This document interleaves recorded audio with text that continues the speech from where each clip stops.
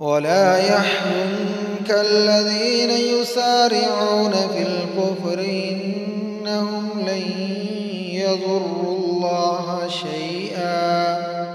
يريد الله ألا يجعل لهم حظا في الآخرة ولهم عذاب عظيم.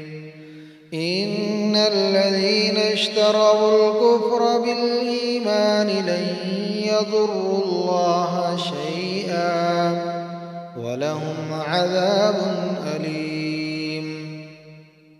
ولا يحسبن الذين كفروا أنما نملي لهم خير لأنفسهم إنما نملي لهم ليزدادوا إثما ولهم عذاب مهين. ولا يحسبن الذين كفروا أنما نملي لهم خير لأنفسهم إنما نملي لهم ليزدادوا إثما ولهم عذاب مهين. ما كان الله ليذر المؤمنين على ما أنتم عليه حتى يميز الخبيث من الطيب وما كان الله ليطلعكم على الغيب ولكن الله يجتبي من رسله من يشاء فآمنوا بالله ورسوله وإن تؤمنوا وتتقوا فلكم أجر عظيم. ولا يحسبن الذين يبخلون بما آتاهم الله من فضله هو خيرا لهم بل هو شر لهم سيطوقون ما بخلوا به يوم القيامة ولله ميراث السماوات والأرض والله بما تعملون خبير. لقد سمع الله قول الذين قالوا إن الله فقير ونحن أغنياء سنكتب ما قالوا وقتلهم الأنبياء بغير حق ونقول ذوقوا عذاب الحريق ذلك بما قدمت أيديكم وأن الله ليس بظلام للعبيد. الذين قالوا إن الله عهد إلينا ألا نؤمن لرسول حتى يأتينا بقربان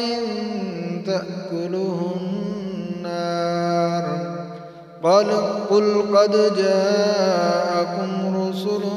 من قبلي بالبينات وبالذي قلتم فلم قتلتموهم إن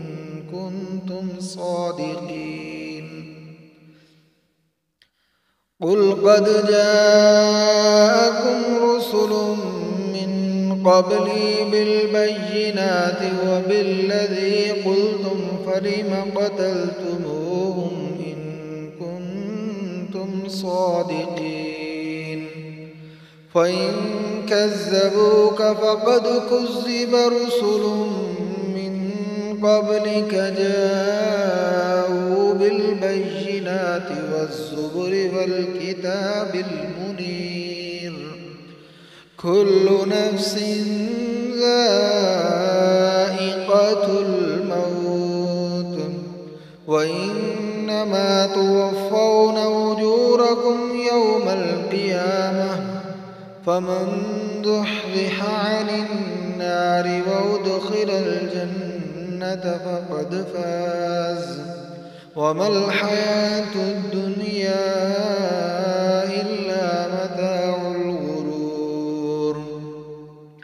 لتبلون في أموالكم وأنفسكم ولتسمعن من الذين أوتوا الكتاب من قبلكم ومن الذين أشركوا أذى كثيرا وإن